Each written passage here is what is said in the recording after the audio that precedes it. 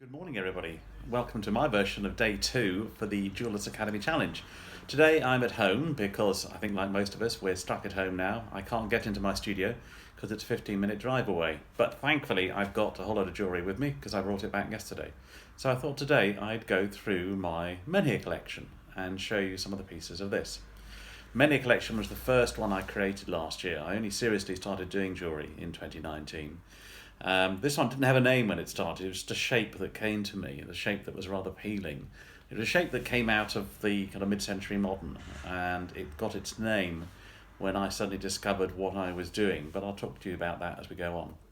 So the Menhir Collection started with this piece, which is a little brooch. I started working in brass and silver because I wasn't sure whether to spend the money on silver alone. So the first part of the collection, which eventually became known as the Menhir Square Collection because of the ring shank, has brass and silver in it. And this little piece has a little blue opal.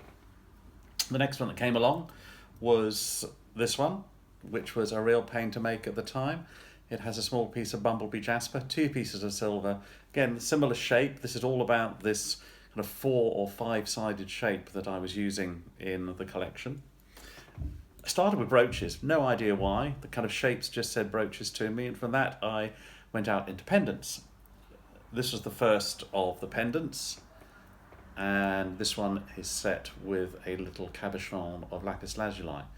I went to a chap locally called James, who is known as Artisan Gemstones on Instagram, and he taught me how to cab gems, and I then made my own cabbing machine, which was great. It was out of some old bits and pieces, and it worked really well for a couple of months until it gave up and I had to buy a proper one.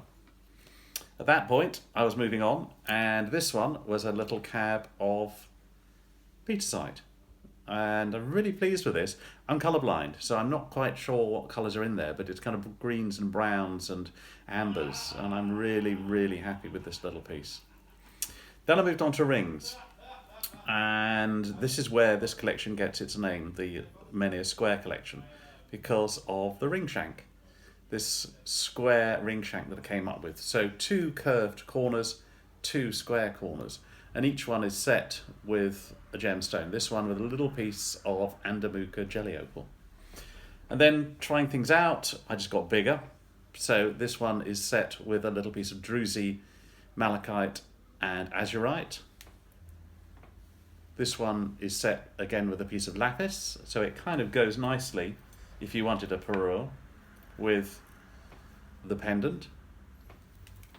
And then I went a bit crazy and I cabbed a lovely large piece of moss agate and produced this ring, which is very much got a showy ring, I think, more than well, not that the others aren't showy, let's face it, but this one is a definitely in-your-face kind of size. You wouldn't just wear this possibly to go down to the shops every day. You might, who knows, but it's definitely going to be something that someone notices. I then decided to move on a bit just from the brass and silver and into silver alone. And I started creating pendants again. And this was the first one. And I liked the idea of, rather than putting a piece attached to it where the chain, cord, whatever, would go through, in that you just have it as part of the actual piece. So I called these the gaping pendants. There are 3 of them. This is the first one. I know a lot of you have seen this one on the feed fairly recently, which again set with a little cabochon of boulder opal. This one is my favourite of the 3. This one is set with a cabochon of ocean jasper. Really, I mean, I'm not a green fan, but I just love the greens in this piece. Absolutely adore it. And then the third one, which was probably the last piece that I made in this collection, has a much smaller gape in it, but this one is set with a large cabochon of lapis. I really like this piece of lapis in that you've got the stripes of colours. It's not just the single dark blue, which is beautiful, but you've got this little striation throughout it, which I think is really quite beautiful in its own right. There I went back to rings and did a whole load of rings and came up with, first of all, this one, which I have called the slumped flick ring, in that the flick is slumped. Yeah, pretty obvious, I know. I couldn't come up with a better name. Um, Once I'd done it, I knew for me something was wrong. And so when I did the next one, I just did that. So that there was a straight flick off the side. And again, these are sized for a man. These are quite large rings. But they can be worn very easily. They're not going to actually get caught on anything. I wear them quite a lot. I also love a material, I don't know if you know of it, called Makume Gane. Makume Gane is a mixture of copper, brass and nickel, usually. Sometimes it's silver and gold, or white gold and yellow gold and red gold. And this one is made from Makume Gane on the flick and silver on the shank. It's one of my favourites. I wear it fairly often. And then I've oxidised the Makume Gane just to bring out the black of the silver and the copper and brass colours really strongly. And obviously that wears off the oxidisation over time, as you probably know. It can be re-oxidised.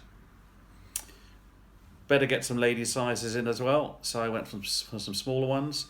And first time ever, I made 2 rings that are virtually identical, but in slightly different sizes. They're not identical. They are different from one another, but they're in a very similar vein. And then I wanted to add some gems in. So I went to a larger flick ring to start with, again for the man. This one with a piece of merlinite and solid silver this time, rather than silver and brass or silver and Makume Gane. And this one with a piece of chalcopyrite. And then making sure, because I'm all about unisex jewellery, there was one sized for a smaller hand, and this one has a lovely little cabochon of blue opal in it. From there, I wanted to stay with rings, I wanted to do a different shape, and I came up with these. And these I called the wing rings for obvious reasons. This one with a huge cabochon of sugilite. I wanted to do something that was really kind of like, again, kind of in your face, because of the size of the gem, in that the style of the ring itself would say, look at me, this is something different. So again, that is sized for a small hand, but I think it's lovely. It's really fun. And then just a slightly smaller version, because I had this smaller cab of Mookaite jasper. So similar, again, style, different sizes, different feels to them. And then I came across an idea that I saw on Pinterest, which is what I've called my open rings. So these are the Menhir open rings. And this is the last collection of rings that I produced for the Menhir Collection. And they don't connect. So this was the first one. Oxidized silver set with a very dark piece of spectralite. And from there I made 4 more. And the first one was this little one. Totally different feel to it, but again, an open ring. I always think this looks like the Enterprise from Star Trek. Little high cabochon of agate. Piece of yellow tiger's eye, set off with the kind of black oxidized silver. And a Muka jelly opal in silver. And lastly, a lovely piece of swirl rhyolite, which I got from Copper Canyon Lapidary in the US. A large slice of it, and this is the first bit that I cut and cabochoned. And again, oxidized, not quite as dark as the original one, but oxidized silver to kind of pick up the feeling of the swirl rhyolite. And that's where I thought I was leaving the collection. And then I started thinking, well, there's something missing, earrings. And because I don't wear earrings, I never thought about it. I wear all the other bits. And so the first one I came up with were these. I wanted to come up with something that was the same but different. And I'd happened to cab 2 pieces of totally different gems, the blue aventurine and the Kambaba jasper, to the same shape. So I thought it'd be fun to put them into a pair of earrings that match but are different. And then a smaller version. Sugilite and white agate are in those ones. And then the last pieces that I made for this collection, so far, I mean, I don't know that I'm going to come back to this collection at the moment. I'm not feeling this shape at the moment. But who knows, I might come back to it at some time. Are just simple little, again, silver and brass ones to go back to the start. 2 little ones that are, again, virtually identical in shape, but slightly set differently from one another, so they're the same but different. So that's my Menhir collection. The name came from a medicine walk that I did with my partner back in 2017. And during that walk, I had had a vision that my work should be monolithic, in that I thought I'd seen, which was impossible, Stonehenge, because of where I was. I couldn't see Stonehenge. And when I got closer, it was a whole lot of sheep. But far off, it looked like Stonehenge. Just believe me on that one. And they are made, Stonehenge is made from these large pieces of stone that are also referred to as menhirs.